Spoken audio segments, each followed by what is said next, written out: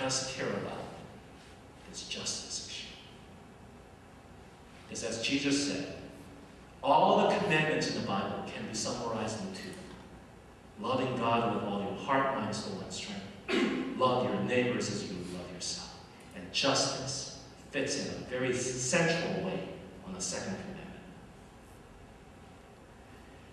Now, then after I've done some study, I began to wonder, how is it that I grew up in a Bible-believing church all my life up until then, that I have not heard much preaching and teaching in the area of justice? How is it that I went to a credible, excellent, biblical seminary and got my Master of Divinity and did not learn this in a classroom? I think the reason is not a theological one, but it's more of a historical one. So I'm going to take you back a bit on a church history of North America. You know, in the 19th century, there were great revivals that went through the United States. Many people became Christian for the first time. And you know, these young converts, as well as leaders of the church of the 19th century, who believed the Bible as a word of God, or to use today's term, they were solid evangelicals. Did you know they were also the strong activists in the various social areas? In fact, many, if not most, committed abolitionists in the 19th century who fought against slavery were also committed Christians who believed in the Bible and who believed in evangelism. That was 19th century evangelicals who believed in loving God with all their heart, mind, soul, and strength, and who also cared about the oppressed as God would see them. And so gave their lives to the tasks like abolitionist movement. And then comes 20th century, when the modernism started hitting the church. The split happened. One of my professors down at the University of Chicago Divinity School, he's now retired, but well-known church historian named Martin Marty coined this phenomenon, calling it the two-party split. And what happened was basically, as a scientific, rational thinking worldview came into the church, a part of the church went what's often called more modernist or progressive route. And they begin to demythologize, if you will, the whole religion of Christianity, including the Bible. So if something in here is not rational or provable rationally, you could dismiss it as a myth. So there's no heaven in that. All this talk of salvation, it's about here and now. And so coming out of that movement was a strong push toward social activism and social justice, and establishing God's kingdom here and now through political process. Often they are called social gospel movement. Reacting against that was a fundamentalism.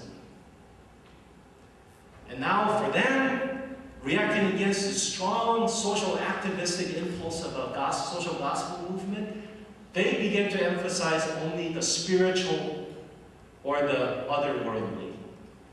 Oh, this world is like a sinking ship.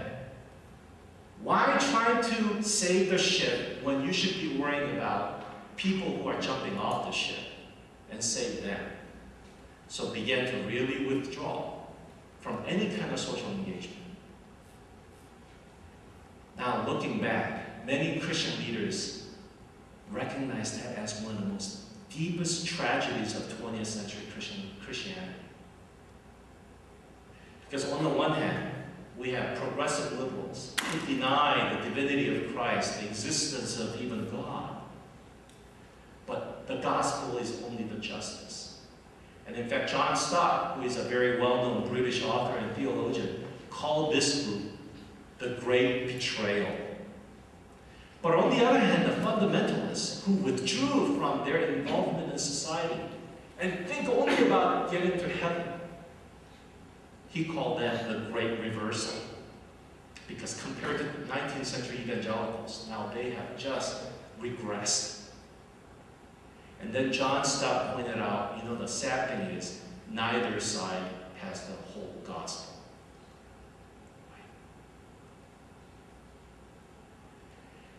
one of the things that gives me a hope is this, that your generation particularly, the younger generations today, are willing to and wanting to embrace the whole gospel again. The gospel that speaks to not just our spiritual conditions, but physical conditions as well. The good news that is good news for our spiritual being, emotional being, physical being, our whole being. I just came back from Urbana Mission Convention. I understand some of you were down there as well. For those of you who went to Urbana this year, you would remember that although it is a missionary convention, they didn't just talk about church planting and soul saving. Although they did that too. They talked about how to do evangelism, how to plant churches in other cultures. But do you also remember that so much of a focus was also on the various forms of injustice around this world that's oppressing people? Various forms of illness that needs to be addressed. So there was a big focus on HIV/AIDS. There was a big focus on economic globalization and how that's creating the wider gap between the haves and have-nots in this world. And what might be a church's role in even talking about it from God's perspective. I was personally encouraged because what I saw was a 20th century split. That God's Spirit is now bringing God's people together to think about both God of justification and God of justice. And think about the ways the church, the Bible-believing church, can now speak about the justice that God speaks so powerfully through His Word.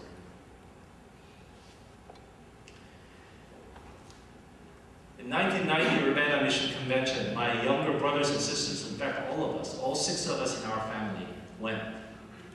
It was a very powerful time.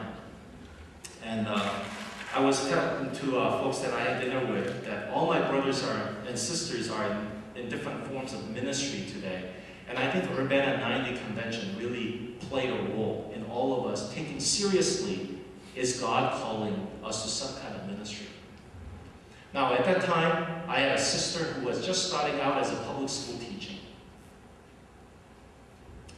And Urbana Convention just spoke to her really powerfully, so that when she was offered different teaching positions at different schools, finally the school that she decided to settle on was an inner city school that had a growing number of Latino children.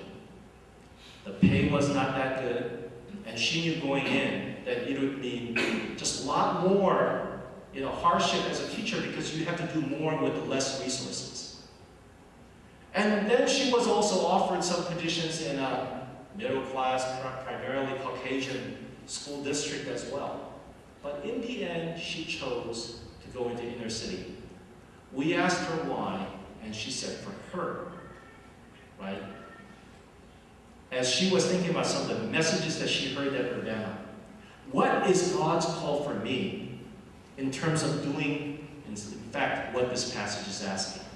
Caring for the widows and caring for the defenseless orphans.